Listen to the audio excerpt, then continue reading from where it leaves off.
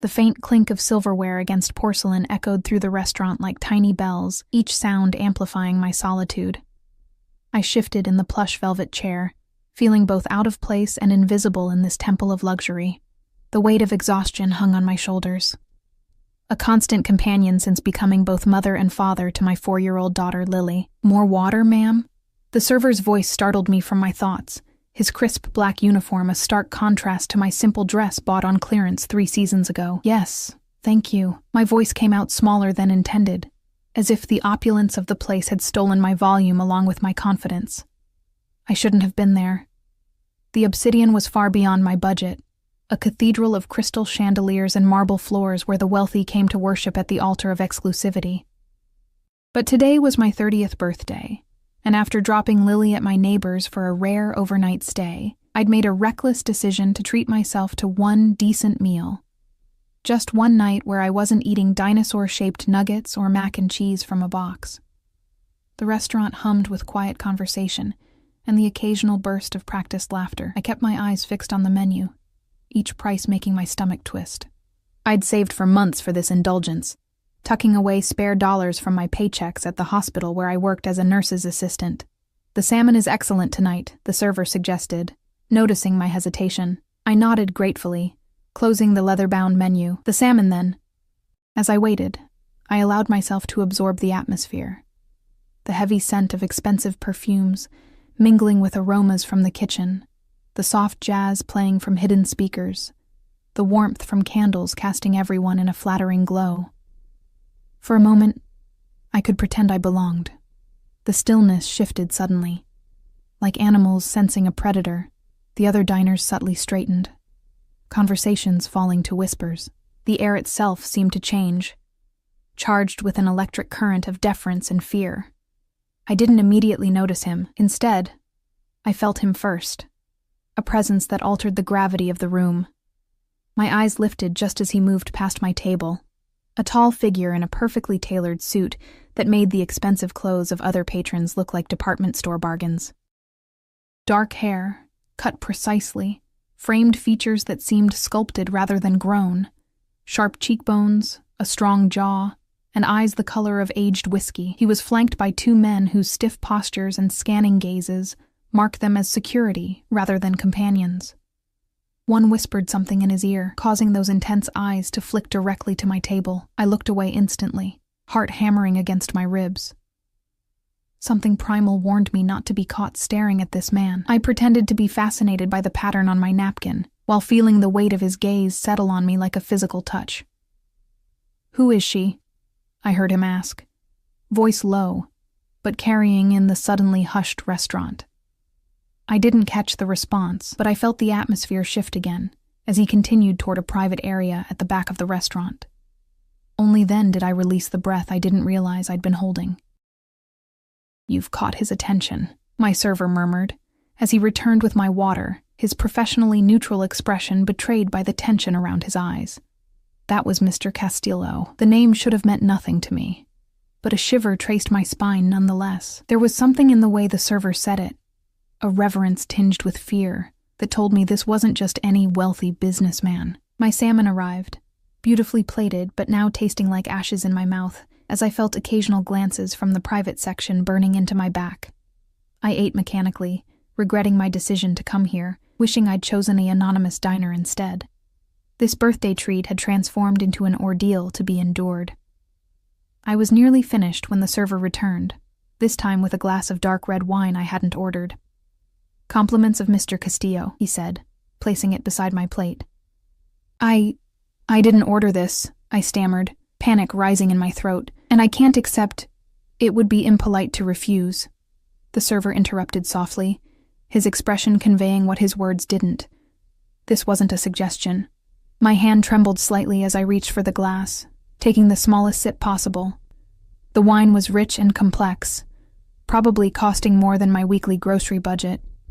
I set it down quickly, determined to finish my meal and leave as soon as possible. When I asked for the check, the server shook his head. "Your meal has been taken care of, Ms. Harper," I supplied automatically before I could stop myself. "Emma Harper. But I can't accept. Mr. Castillo insists."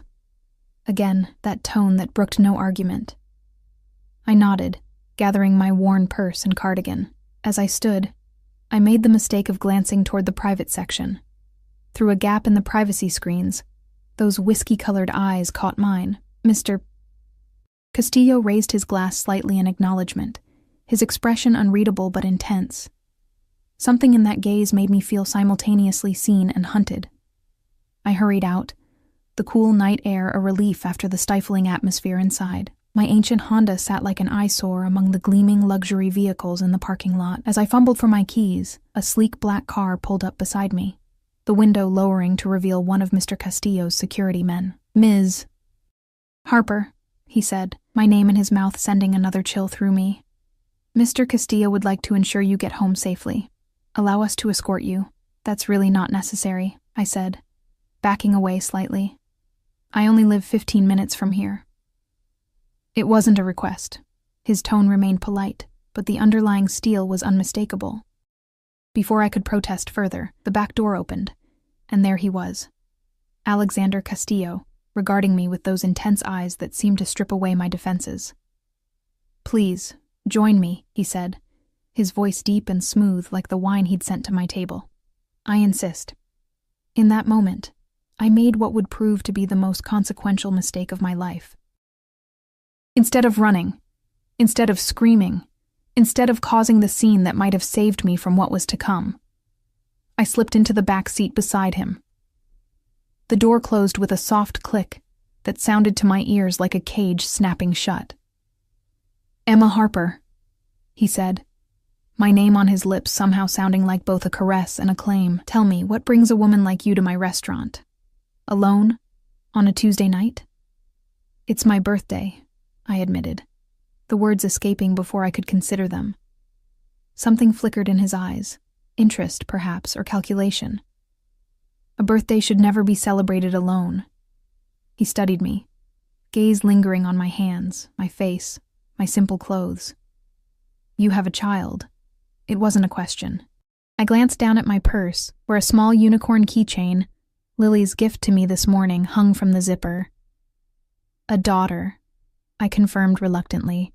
She's 4. And her father? The bluntness of the question startled me. Not in the picture. He nodded, as if confirming something to himself. Address? He asked, and when I hesitated, added, so we can take you home, Emma. The way he said my name, so familiar, so possessive already, should have warned me.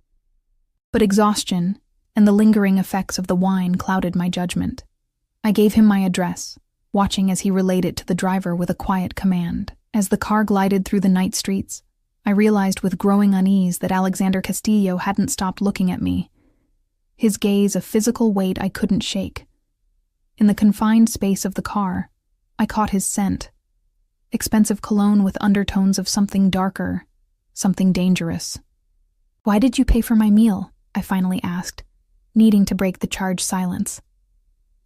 A smile curved his lips, not quite reaching those predatory eyes. Let's call it a birthday gift. From a complete stranger, I countered, finding a spark of courage. We're hardly strangers now, Emma, he replied. I know your name, where you live, that you have a daughter, and that you were dining alone on your birthday in a restaurant where you clearly felt out of place. He leaned slightly closer. I find I want to know more. The car stopped outside my apartment building, a modest complex that looked even shabbier through the tinted windows of his luxury vehicle. Thank you for the ride, I said stiffly, reaching for the door handle. His hand caught mine, warm and strong, the touch sending an involuntary shiver through me. One more thing, he said, producing a business card seemingly from nowhere. When you need anything, anything at all, call this number. I took the card automatically, the heavy cardstock embossed with just a phone number, no name.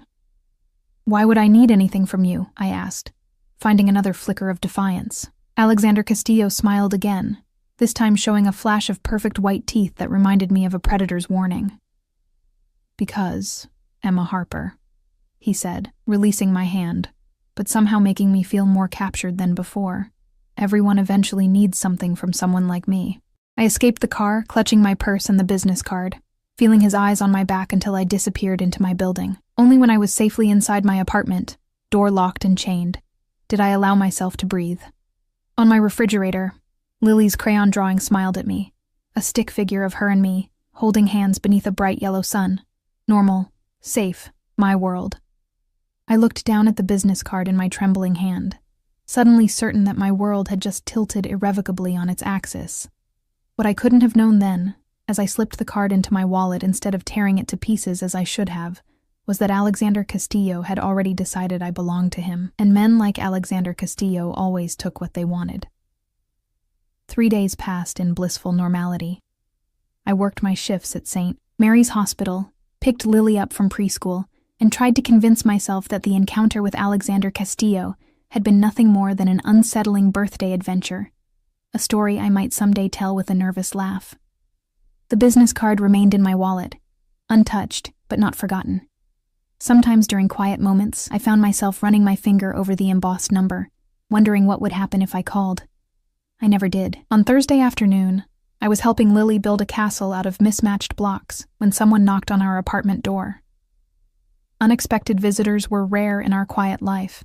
"Stay here, sweetie," I told Lily, my heart inexplicably racing as I approached the door. Through the peephole, I saw a delivery man holding an elaborate arrangement of white roses. Frowning, I opened the door a crack, security chain still in place. "Emma Harper?" he asked, consulting his clipboard. "Yes." "Delivery for you." I unlatched the chain and accepted the flowers. At least 24 pristine roses nestled among fragrant greenery, wrapped in heavy cream paper tied with a silk ribbon. The delivery man nodded and left without waiting for a tip, which was fortunate since I had none to give. "Pretty," Lily exclaimed, abandoning her blocks to examine the flowers. "Is it your birthday again?" "No, sweetie." I searched for a card among the blooms and found a small envelope. Inside was a heavy cardstock note with only 3 words in elegant script. "Happy belated birthday." No signature. But I didn't need one. The knot in my stomach tightened as I realized Alexander Castillo knew where I lived, not just my building, but my specific apartment. The roses suddenly seemed less like a gift and more like a message. "I can reach you whenever I want." That night, after tucking Lily into bed, I searched Alexander Castillo's name online. What I found sent chills crawling up my spine. The official articles described him as a successful entrepreneur, with interests in real estate, import and export businesses, and several high-end restaurants, including the Obsidian. But between the lines of respectability ran darker threads, investigations that mysteriously ended, competitors who disappeared, and whispered associations with organized crime. Alexander Castillo wasn't just wealthy, he was dangerous. And for some unfathomable reason, he had fixed his attention on me. The next morning, I dropped Lily at preschool and hurried to work, hyper-aware of my surroundings. Every black car made my pulse quicken. Every suited man became a potential threat. I was jumping at shadows, but the shadows seemed to be watching back. "You okay, Emma?" asked Diane, the head nurse, as I fumbled a stack of patient charts. "You seem distracted today." "Just tired," I lied, forcing a smile. "Lily had nightmares last night," Diane nodded sympathetically. "Single parenting is tough." "Hey, if you need an extra shift next week, we're short-staffed on Tuesday." "I'll take it," I said quickly, mentally calculating how the additional hours would help with next month's rent. Since Lily's father had vanished 2 years ago, taking my savings and leaving nothing but debt, I'd been perpetually treading financial water. As my shift ended, I headed to the staff locker room to change out of my scrubs. The room was empty except for me, the fluorescent lights buzzing overhead as I pulled on my jeans and sweater. When I closed my locker, I nearly screamed at the reflection in the small mirror, a man standing behind me, one of Alexander Castillo's security guards, the same one who had spoken to me outside the restaurant. "Jesus," I gasped, spinning around. "How did you get in here? This is staff only." His expression remained impassive. "Mr. Castillo would like to see you." Fear and indignation warred within me. "I'm picking up my daughter in 20 minutes. Arrangements have been made. Your neighbor, Mrs. Chen, will watch her until later this evening." Ice flooded my veins. "You spoke to Mrs. Chen? How do you even know?" "Mr. Castillo is a thorough man. he interrupted, as if this explained everything. The car is waiting. I thought about screaming, about running to security, about calling the police, but something in the man's calm certainty told me none of those options would end well. Alexander Castillo had tentacles everywhere, it seemed. What does he want? I asked, my voice barely above a whisper. That's between you and him. He gestured toward the door. Shall we? The same sleek black car waited in the staff parking lot. This time, Alexander wasn't inside. Instead, I rode alone in the back, while the security guard sat with the driver, the privacy glass raised between us.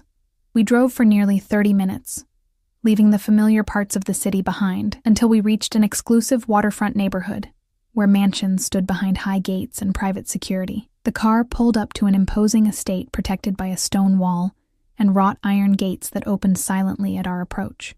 The house itself was a modernist statement of glass, stone, and clean lines, perched on a cliff overlooking the water.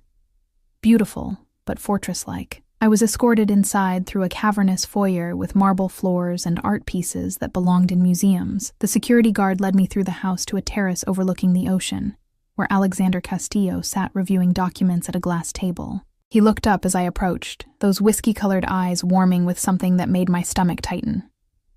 He wore casual clothes today, if a shirt that probably cost more than my monthly rent could be considered casual. The sleeves rolled up to reveal strong forearms lightly dusted with dark hair. Emma, he said, standing and dismissing the security guard with a slight nod. Thank you for coming. Did I have a choice? The words slipped out before I could stop them. A smile played at the corners of his mouth. There are always choices, but I'm glad you made this one. He gestured to the chair across from him. Please, sit. Would you like something to drink? Water? Wine? Coffee? Water, I said, reluctantly taking the offered seat. The ocean view was breathtaking, the late afternoon sun casting golden light across the waves. He poured water from a crystal pitcher himself, rather than summoning staff, a small gesture that nonetheless felt significant. His movements were precise and controlled, like everything about him. You're upset about the flowers, he said, setting the water glass before me. Not a question.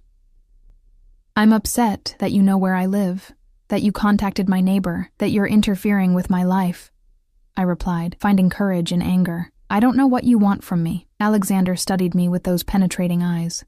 What I want is simple, Emma. Your company. My company, I repeated flatly. You could have anyone. Models, actresses, socialites. Why are you fixated on a single mother who can barely afford to eat at your restaurant? He leaned forward slightly, his gaze never leaving mine, because when I saw you sitting alone in that restaurant, so clearly out of place, yet holding yourself with such quiet dignity, I saw something rare, authenticity.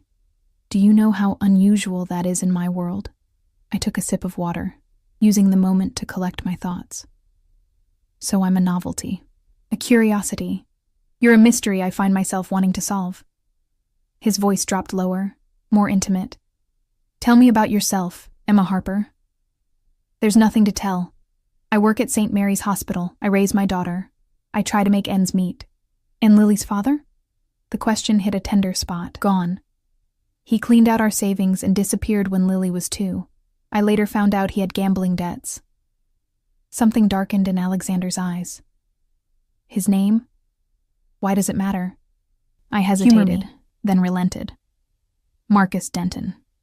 Alexander nodded almost imperceptibly, as if filing the information away. The casual way he asked, the intensity of his interest, it unsettled me deeply. What do you actually want from me, Mr. Castillo?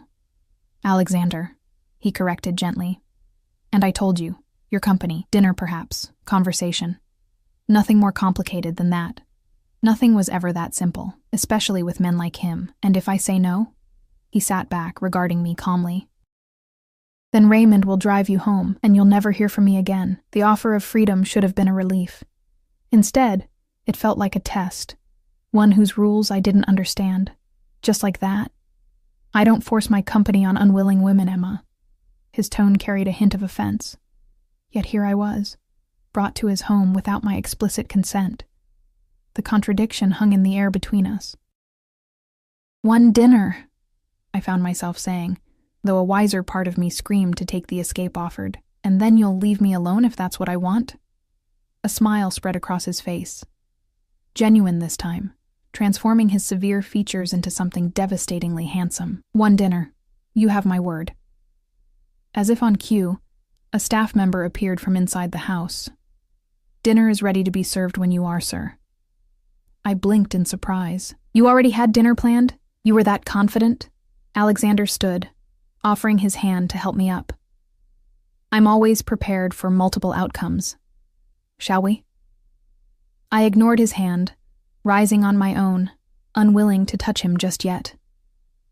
He accepted this small rebellion with grace, leading me to an intimate dining room with windows overlooking the darkening ocean and a table set for two with fine china and crystal. The meal was exquisite, course after course of perfectly prepared dishes paired with wines I couldn't begin to identify.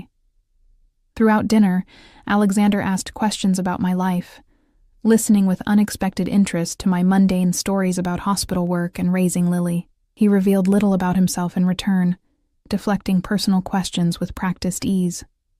You know everything about me, and I know almost nothing about you, I observed as dessert was served.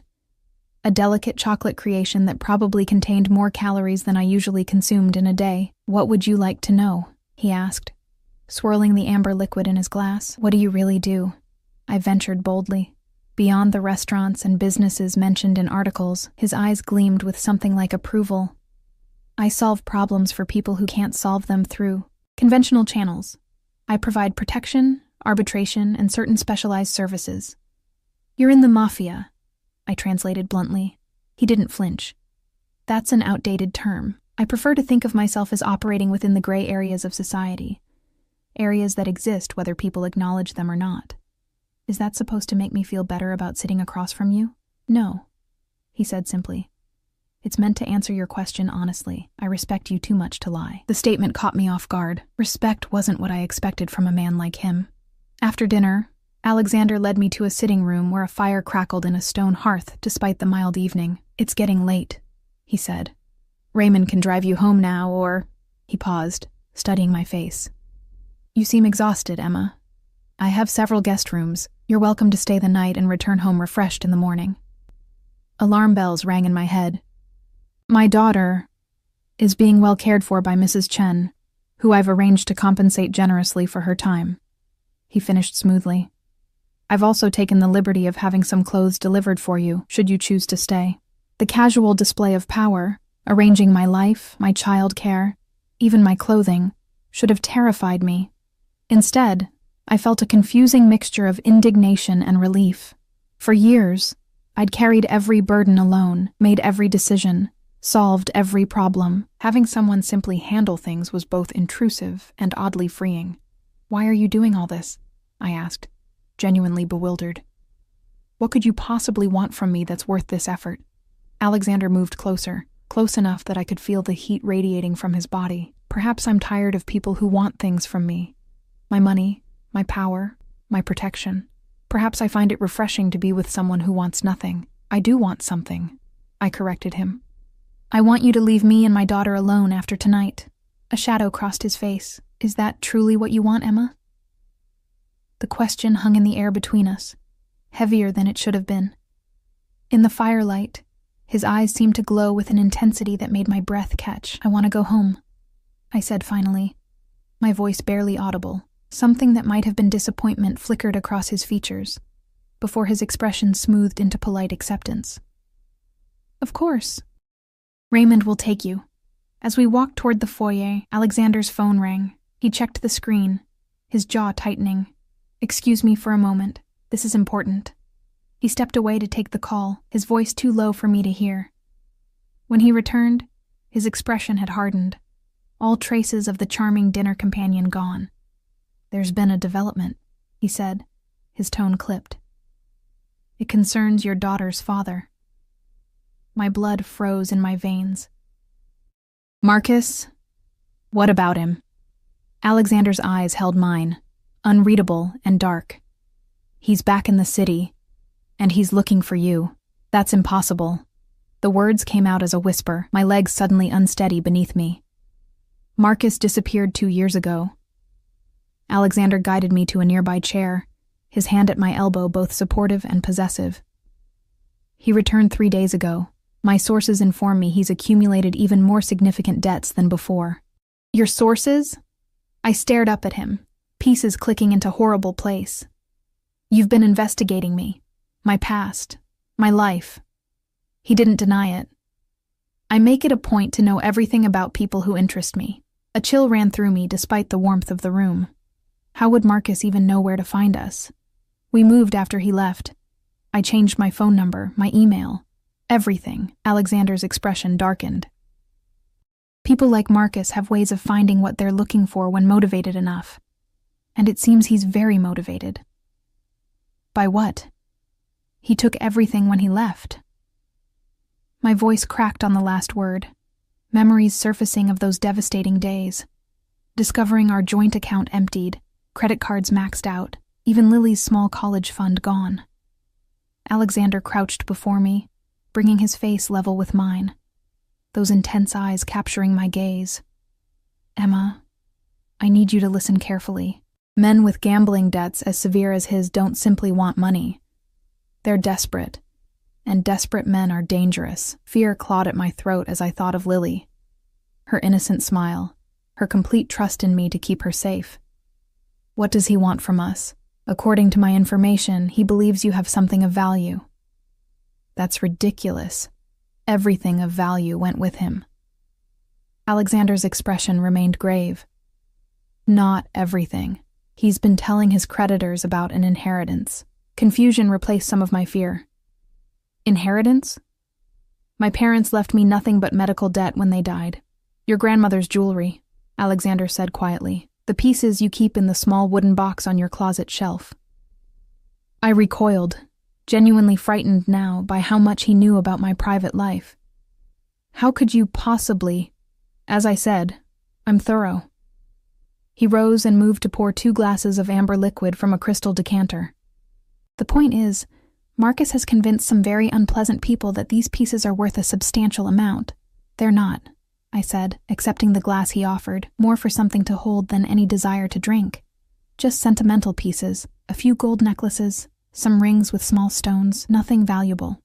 Alexander gave me a look that contained something like pity. Value is relative, Emma. To collectors of certain vintage pieces, they might be worth more than you realize. But that's irrelevant. What matters is that Marcus has promised these items as payment, and the people he owes aren't known for their patience or understanding when promises are broken. The implications hit me like a physical blow. You think he'll come after us, after Lily? I know he will. Alexander's certainty chilled me more than any speculation could have. In fact, he's already been watching your apartment building. My men noticed him yesterday. The glass nearly slipped from my fingers. Yesterday? And you didn't think to warn me? My daughter was there, alone with a babysitter while I worked a double shift. You were never in immediate danger, he said, his tone suddenly cold and authoritative. I've had people monitoring your apartment since the night we met. The revelation should have comforted me. Instead, it intensified my alarm. You've been watching us for days? Protecting you, he corrected, as if the distinction was crucial. My mind raced through the implications. Alexander Castillo, a man who operated in the gray areas, as he put it, had been having me and my daughter watched. The same man who had somehow discovered intimate details about my life, my past, even the contents of my closet. The same man who had effectively forced me to have dinner with him tonight. And yet, the same man who was now warning me about a very real threat to my daughter's safety. I need to go home. Now. I set down the untouched drink and stood. I need to get Lily and... I stopped, realizing I had nowhere to go, no safe haven, no resources to protect us. Alexander watched the realization dawn on my face. Stay here tonight, he said, his voice gentler now. Both of you. I'll send Raymond to collect Lily and Mrs. Chen. They'll be here within the hour. In your home? With you? The idea seemed both outrageous and, in light of what he'd just told me, grimly sensible. This house has state-of-the-art security, and my most trusted men guarding it. No one enters without my explicit permission. He moved closer, not touching me, but enveloping me in his presence nonetheless. Emma, whatever you may think of me, whatever reservations you have, and they're valid, I can keep you safe, both of you. The sincerity in his voice was compelling. Or perhaps it was simply that I had no better options. Just for tonight, I conceded, hating how quickly I'd gone from defiance to dependence. And tomorrow we figure out a more permanent solution. Something flickered in his eyes, satisfaction perhaps, but it was gone too quickly to identify. Of course, I'll make the arrangements. Within the hour, Lily arrived, sleepy-eyed and confused in her pink pajamas, clutching her favorite stuffed rabbit, Mrs. Chen had packed a small overnight bag with Lily's essentials. "Mama, this house is like a castle," Lily whispered when I scooped her into my arms, her eyes wide as she took in the grand foyer. "Are we on vacation?" "Something like that, sweetheart," I murmured, breathing in her familiar scent of baby shampoo and the faint sweetness that was uniquely hers. "Just for tonight." Alexander appeared at the top of the sweeping staircase, having changed into more casual clothes, though still impossibly elegant. He descended slowly, his eyes fixed on Lily with an expression I couldn't decipher.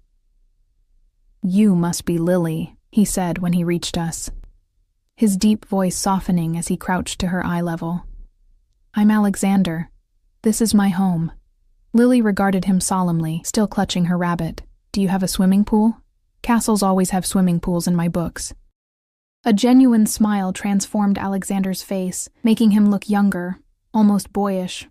"I do, in fact. Perhaps tomorrow your mother will let you see it." "We won't be imposing that long," I interjected quickly. Alexander straightened, that unreadable expression returning. "Let me show you to your rooms. I've had the staff prepare the blue suite. It has connecting bedrooms, so Lily can be close to you." The blue suite proved to be larger than our entire apartment, with a sitting area, 2 bedrooms, and a bathroom that featured a shower big enough for 4 people and a tub that resembled a small pool. Everything was decorated in soothing shades of blue and cream, elegant, but somehow still welcoming. "This is beautiful," I admitted, as Lily explored the rooms with delighted gasps and exclamations. "It's yours for as long as you need it," Alexander said, leaning against the doorframe, watching Lily with that same curious expression. "Is there anything else you require tonight?" I shook my head, suddenly overwhelmed by the day's events. "No, this is more than enough," he nodded, his gaze returning to me. "There are clothes for both of you in the dressers." I had my assistant make some educated guesses about sizes. The thought of him selecting clothing for us, or more likely, instructing some employee to do so, made me deeply uncomfortable, but I was too exhausted to protest. "Thank you. Sleep well, Emma," he said, lingering a moment longer than necessary before turning to leave. At the door, he paused. "My bedroom is at the end of this hallway, should you need anything during the night." His eyes held mine meaningfully. "Anything at all." After he left, I helped Lily brush her teeth and tucked her into the child-sized bed in the connecting room, which someone had thoughtfully prepared with fresh linens decorated with cartoon characters. She fell asleep almost instantly, the day's excitement having worn her out. I took a long shower, letting the hot water wash away some of my stress, before slipping into a silk nightgown I found in the dresser, exactly my size, as promised. The garment was modest enough, but the quality and feel of it against my skin made me acutely aware that it probably cost more than I made in a day. Sleep evaded me despite my exhaustion. I kept replaying Alexander's warnings about Marcus, imagining worst-case scenarios, feeling the walls of some invisible cage closing around me. After tossing for an hour, I slipped out of bed and padded to the sitting area, hoping to clear my mind. Through the windows, moonlight spilled across a landscaped garden and reflected off the dark ocean beyond. The view was breathtaking, but it only emphasized how far I was from my normal life, how quickly everything had changed. A soft knock at the outer door startled me. When I opened it, Alexander stood there, still fully dressed despite the late hour. "I saw the light," he explained, nodding toward the lamp I'd switched on. "May I come in? There are developments we should discuss." I glanced back toward Lily's room, confirming her door was closed, then reluctantly stepped aside. Alexander entered, his presence immediately filling the space in a way that made it hard to breathe. His eyes swept over me in the nightgown, before returning to my face with a heat that made my cheeks warm. "Developments?" I prompted, crossing my arms over my chest. He moved to the small bar in the corner, pouring himself a drink. "Marcus made contact with his creditors this evening. He's promised delivery of the items by tomorrow night." My stomach dropped. "He doesn't have them. He can't get into my apartment." "No, but he's desperate enough to try." Alexander sipped his drink, watching me over the rim of the glass. "Which means we need to consider your options beyond tonight." "We?" The word slipped out more sharply than I intended. His eyes narrowed slightly. "Yes, Emma. We. Because whether you like it or not, your problems and mine have become intertwined." "How exactly are my problems yours?" I challenged, finding a spark of defiance despite my vulnerability, standing before him in borrowed silk in his home. Alexander set down his glass and moved closer, his movement deliberately slow, as if approaching a frightened animal. "The moment I noticed you in my restaurant, the moment I decided to learn your name, to seek your company, that was the moment your safety became my concern." He stopped just short of touching me. "And I protect what's mine. I'm not yours," I whispered, even as something deep inside me responded to his possessive tone. "Aren't you?" His voice dropped lower, intimate, in the quiet room. "You're in my home, wearing clothes I provided, sleeping under my protection. Your daughter is safe because I made it so." The truth of his words stung. In less than a week, I had become dependent on him in ways I couldn't have imagined. The independent life I'd built since Marcus left suddenly seemed fragile, an illusion of security that had shattered at the first real threat. "What are my options then?" I asked, hating the tremor in my voice. "Stay here," he said immediately. "Not just tonight, but until the situation with Marcus is permanently resolved." The implication in permanently resolved sent a chill through me. "And how long would that be?" "As long as necessary." He reached out, his fingers brushing a strand of hair from my face with surprising gentleness. "I have a proposal, Emma, one that would solve your immediate problems and potentially offer a more lasting arrangement." I stepped back from his touch. "What kind of proposal?" "A position has recently opened in my household staff, a live-in role, overseeing certain domestic operations. The previous employee has retired after many years of service." I stared at him in disbelief. "You want me to be your housekeeper?" A smile played at the corners of his mouth. "Not exactly. The role is more of a household manager, overseeing staff schedules, managing social calendars, ensuring the smooth operation of this and my other properties. It comes with a generous salary, private accommodations for you and Lily, and all living expenses covered. Lily would have access to the best schools, the best opportunities." The offer was both tempting and terrifying. "And what would you expect in return for this generosity?" His eyes darkened. "Your presence, your loyalty." He moved closer again, this time not stopping until bare inches separated us. "I find I enjoy having you near, Emma. The rest would develop naturally if you were amenable." The implication was clear. This wasn't just a job offer, it was something far more complicated and dangerous. An arrangement where the lines between employee and something else would inevitably blur. "And if I say no, then I'll still ensure your safety until the Marcus situation is resolved. I'll help you find suitable accommodations elsewhere, perhaps in another city where he can't find you. I'll make sure you and Lily are financially secure." His expression remained impassive. "I told you before, I don't force my company on unwilling women." Yet the power imbalance between us made any notion of choice seem almost laughable. He held all the cards, the resources, the information, the protection Lily and I desperately needed. "I need time," I said finally. "To think." He nodded, satisfaction evident in his expression. It wasn't a rejection, and he knew it. "Of course. Take all the time you need." As he turned to leave, a sudden thought occurred to me. "Alexander," I called after him, the first time I'd used his first name voluntarily. "How did you know about my grandmother's jewelry? Really?" He paused at the door, considering me for a long moment. "When I became interested in you, I had your apartment thoroughly searched. Standard procedure when I'm considering bringing someone into my life." The casual admission of such a profound violation left me speechless. "Rest well, Emma," he said, closing the door behind him, leaving me alone with the uncomfortable knowledge that my life had already been changed beyond recognition, and that some part of me, some traitorous, previously unknown part, didn't entirely mind. I returned to bed where sleep continued to elude me. In the connecting room, Lily slept peacefully, unaware of the dangerous currents swirling around us, currents that seemed increasingly likely to sweep us into Alexander Castillo's world permanently. Morning arrived with disorienting brightness. For a moment, lying in the luxurious bed, I couldn't remember where I was. Then reality came flooding back. Alexander Castillo, Marcus's return, the proposal that had kept me awake most of the night. Lily's excited voice drifted from the connecting room. Following the sound, I found her sitting cross-legged on her bed, chatting animatedly with a woman in a crisp uniform who was arranging a breakfast tray. "Mama, look, pancakes shaped like bunnies," Lily exclaimed, pointing to the elaborately presented breakfast. The staff member straightened, offering me a polite smile. "Good morning, Ms. Harper.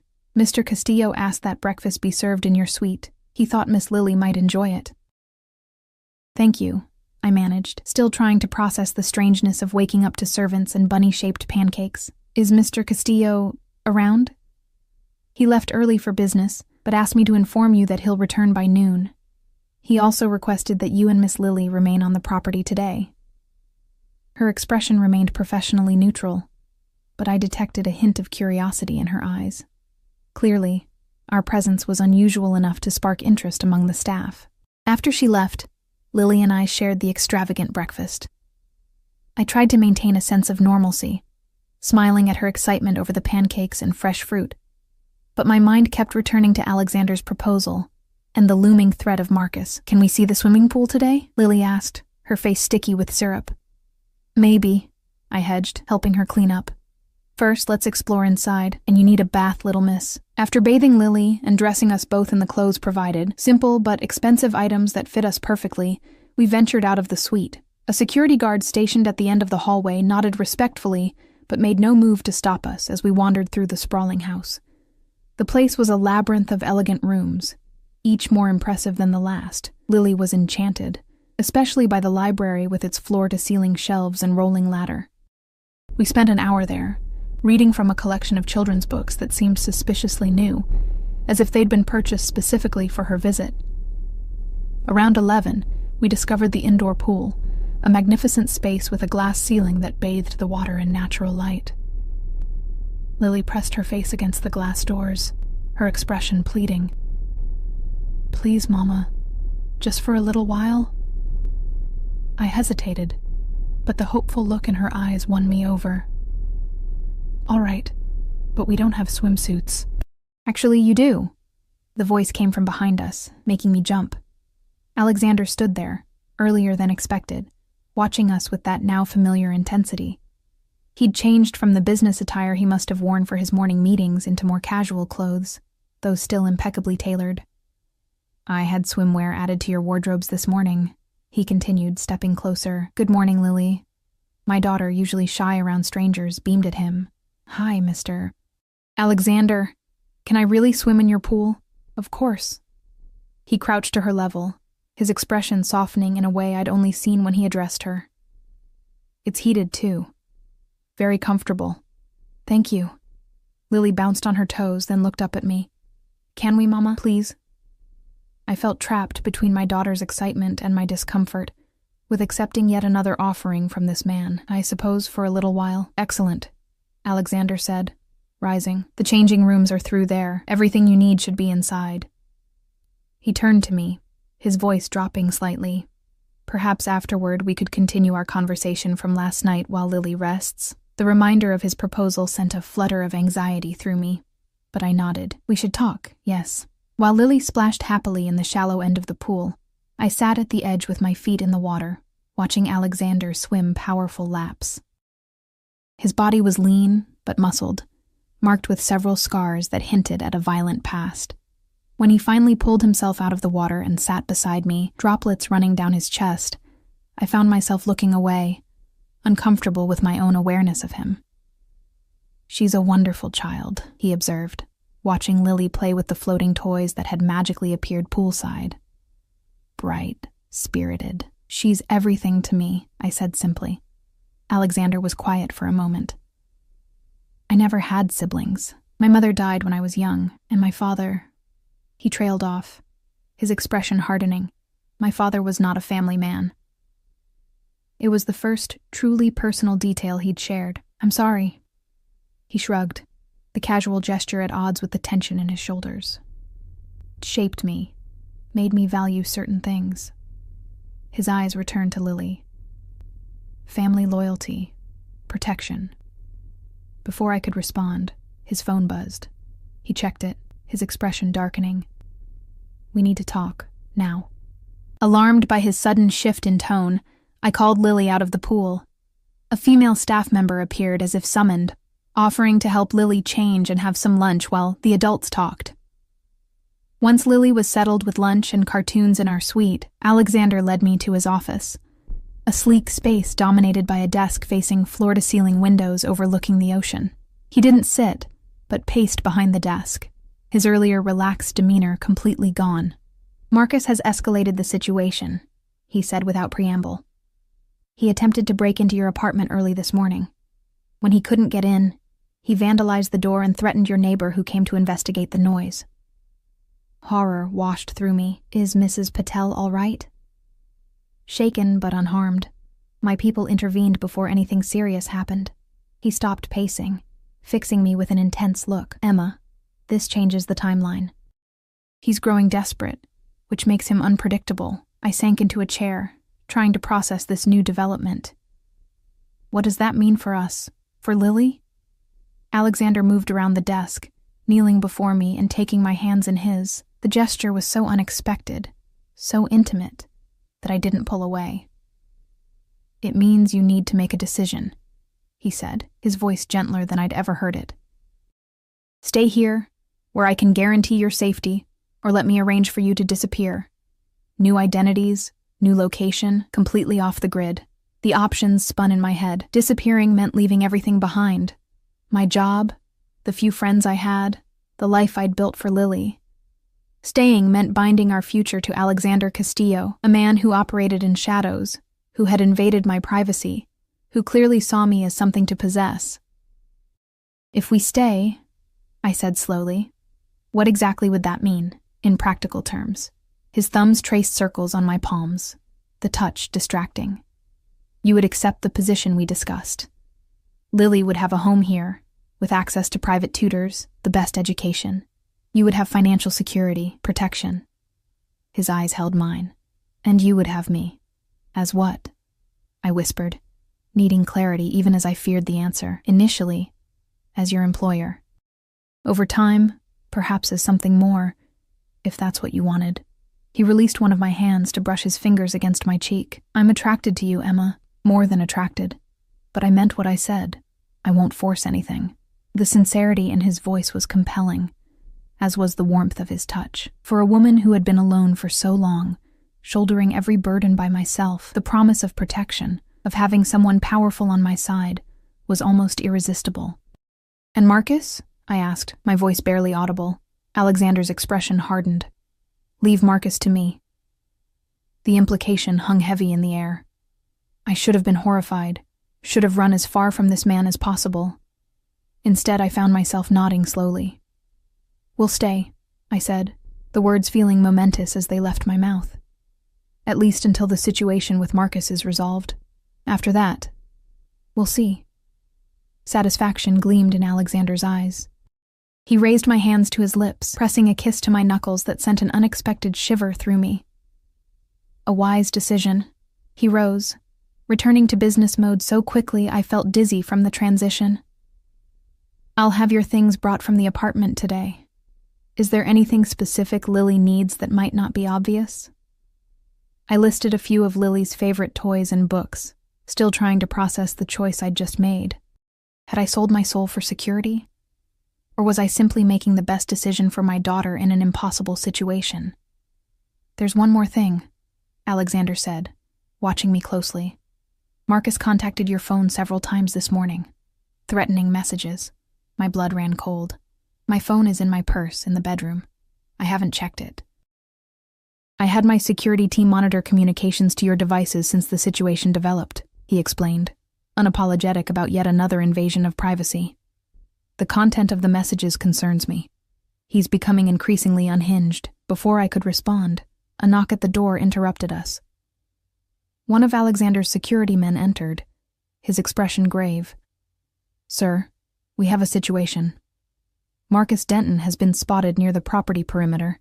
Alexander's entire demeanor changed in an instant, his face hardening into something dangerous and cold. He issued rapid commands about security protocols and surveillance, then turned to me. "Stay here," he ordered, no trace of the gentle man who had kissed my hands moments before. "Lock the door behind me. Don't open it for anyone but me." Fear gripped me. "Lily is safe," he assured me, already moving toward the door. "The house is on lockdown.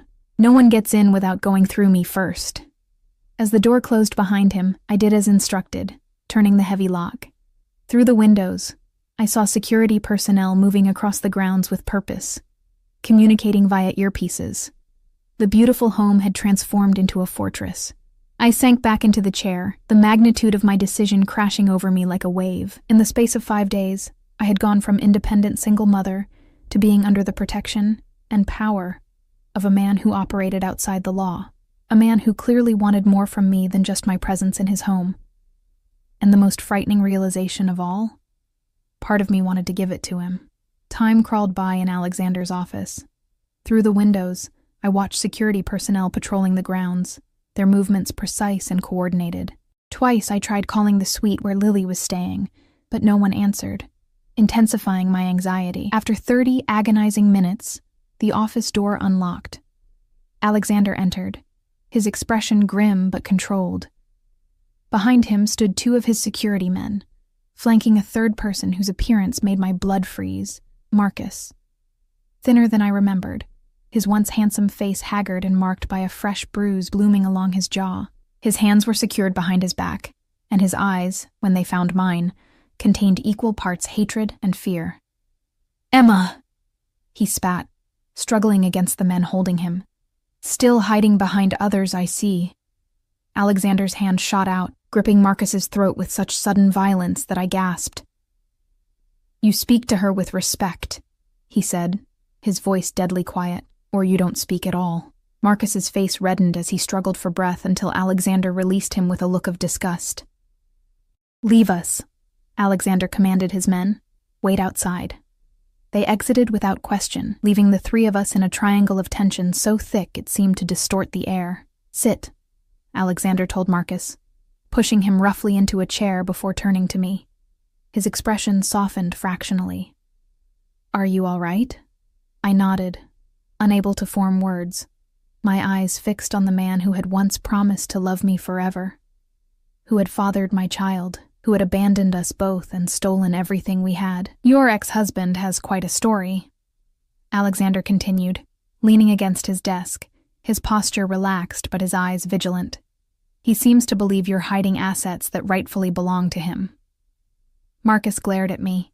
The jewelry was my grandmother's, not hers. She took it when I left. "Liar," I whispered, finding my voice at last. "Those pieces were from my grandmother. You knew that. You were with me when my mother gave them to me after she died. Always the victim," Marcus sneered. "Tell that to the men who are going to kill me if I don't deliver what I promised." Alexander observed our exchange with cold interest. "Mr. Denton here owes considerable sums to some very unpleasant people even I prefer not to do business with." He moved to stand behind Marcus's chair, his hands resting on the back in a gesture that appeared casual but contained unmistakable menace. "He's managed to convince them that your family heirlooms are worth enough to clear his debts." "They're not," I said, meeting Marcus's desperate gaze. "They're just old pieces with sentimental value." "You're lying," Marcus hissed. "Your mother told me they were valuable, antiques, worth at least 50,000. I shook my head, genuine confusion joining my fear. "That's impossible. My mother barely had enough money for rent most months." If those pieces were valuable, she would have sold them during one of her many financial crises. Something in my tone must have convinced him because Marcus's expression crumbled from anger to despair. "No," he whispered. "No. They have to be worth something. They have to be." "How much do you owe?" Alexander asked, his tone conversational but his eyes hard. Marcus swallowed. 70,000, plus interest. "And who holds this debt?" "The Vega brothers." Alexander's expression darkened further. "Unwise associations, Mr. Denton." The name meant nothing to me, but clearly, it held significance for Alexander. He circled the desk and pressed a button on his phone. "Bring in the box." Moments later, one of his men entered carrying a familiar wooden container, my grandmother's jewelry box. He placed it on the desk and exited without a word. Alexander opened it, revealing the modest collection inside. A gold locket, 2 rings with small stones, a pearl necklace, and a few other pieces. Nothing that looked particularly valuable to my untrained eye. "Is this what you were looking for?" he asked Marcus. Marcus stared at the open box, his expression desperate.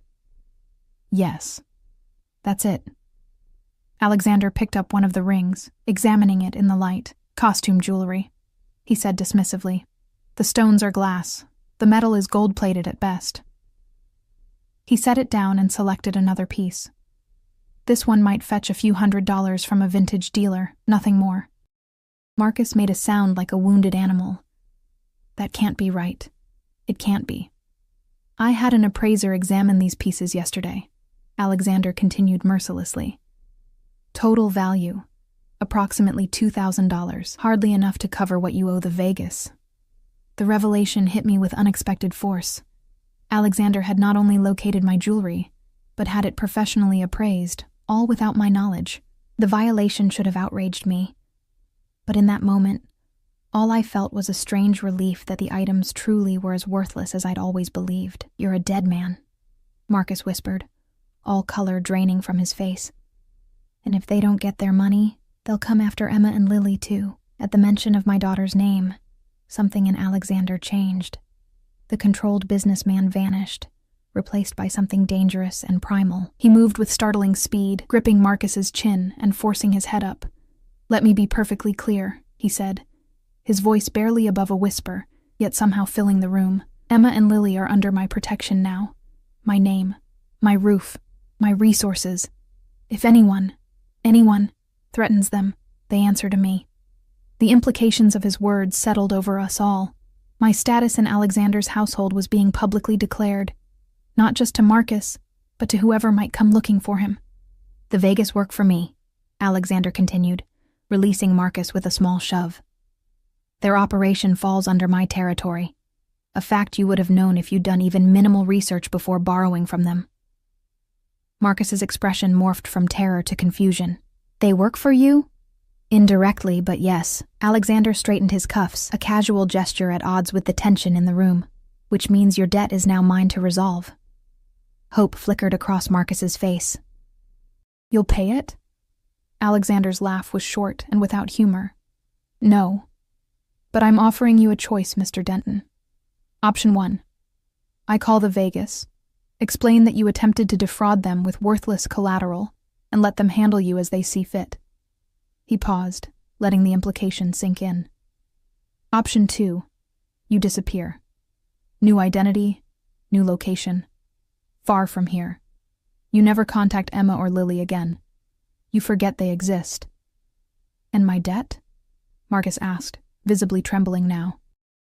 "Considered paid, with interest." Alexander's eyes were cold, in exchange for you vanishing permanently from their lives. I watched this negotiation for my future, for Lily's future, unfold with a surreal sense of detachment. The man I had once loved, who had fathered my child, was being offered a chance to walk away from us forever, and some part of me knew that Alexander's offer wasn't generosity, it was possession. He was removing a competitor, clearing his path to us. "How do I know you'll keep your word?" Marcus asked, his earlier bravado completely gone. "You don't," Alexander replied simply, "but considering your alternatives, I suggest you take the risk." He glanced at his watch. You have 30 seconds to decide. Marcus looked at me, really looked at me for the first time since entering the room. Emma, is this what you want? To stay with him? Do you know what he is? The question cut through my numbness. Did I know what Alexander was? A criminal, certainly. Dangerous, undoubtedly. A man who had invaded my privacy, manipulated circumstances to bring me into his orbit, and was now effectively purchasing my ex-husband's permanent absence. But also, a man who had protected my daughter when no one else could. Who had offered us security after years of struggling alone. Who looked at me with a hunger that made me feel simultaneously valued and vulnerable. I know enough, I said finally. Just take the deal, Marcus. It's better than you deserve. Something like regret flashed across his face. I'm sorry, he said quietly. For everything. For leaving. Tell Lily. Lily believes her father is dead, I interrupted coldly. And that's how it's going to stay. Marcus flinched as if struck, but nodded slowly. I'll take option 2. He told Alexander. Wise choice. Alexander pressed a button on his desk phone. Raymond will handle the arrangements. You'll leave tonight. Within minutes, Marcus was escorted out, a broken man being led to an uncertain future of his own making. As the door closed behind him, the office fell silent, except for the distant sound of waves against the cliffs below. Alexander moved to a cabinet, poured 2 glasses of amber liquid, and brought one to me. Drink, he suggested. It helps. I accepted the glass, taking a small sip that burned all the way down. What happens now? I asked, my voice steadier than I felt. Now? He sat on the edge of the desk, studying me with those intense eyes. Now you begin your new life here, with me and Marcus. We'll be on a flight to South America tonight. New name, new documentation, enough startup money to establish himself somewhere remote. He'll be warned that any attempt to contact you or return to the country will void our arrangement. Alexander's tone made it clear what that would mean. I should have felt relief. Instead, I felt unmoored, caught in a current much stronger than myself. And us? What exactly are we to each other in this new arrangement? Alexander set down his glass and moved to kneel before me, taking my free hand in his. Whatever you want us to be, Emma. I meant what I said before. I won't force anything. You'll have your position here, your own space, your independence. But you want more, I stated, meeting his gaze directly. Yes, he admitted without hesitation. I want you. All of you. But I'm a patient man. I can wait until you're ready. The sincerity in his voice was compelling, as was the gentle way he held my hand. As if I were something precious rather than something owned. And despite everything, despite all the red flags and warnings, I felt myself leaning toward him, drawn by a force I didn't fully understand. I need time, I said finally, to adjust. For Lily to adjust. He nodded, bringing my hand to his lips in what was becoming a familiar gesture. You have it. All the time you need. A knock at the door interrupted the moment. When Alexander called permission to enter, a staff member appeared with the news that Lily was asking for me. Go to her, Alexander said, releasing my hand. We'll continue this conversation another time. As I rose to leave, he caught my wrist gently. Emma, he said, his voice low and intimate. Welcome home. The words should have terrified me. Instead, they settled over me with an unexpected weight of truth. This was home now. This mansion. This life. This dangerous, compelling man who had inserted himself into our existence with such calculated precision. And as I walked toward my daughter, toward our new reality, I realized that the cage I had feared might also be a sanctuary. Alexander Castillo was a dangerous man, but his danger was now turned outward, protecting rather than threatening us. Time would tell whether I had made a devil's bargain or found an unexpected salvation. But for now, for today, Lily was safe, Marcus was gone, and I had chosen this path with open eyes. Whatever came next, we would face it together. The single mom, the little girl, and the Mafia boss who had claimed them both as his own.